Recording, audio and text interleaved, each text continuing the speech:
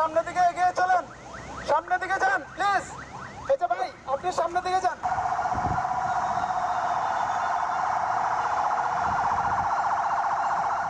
গত কয়েকদিনে রাজধানী জুড়ে চলা বিশৃঙ্খল পরিস্থিতি এখন অনেকটাই নিয়ন্ত্রণে এসেছে।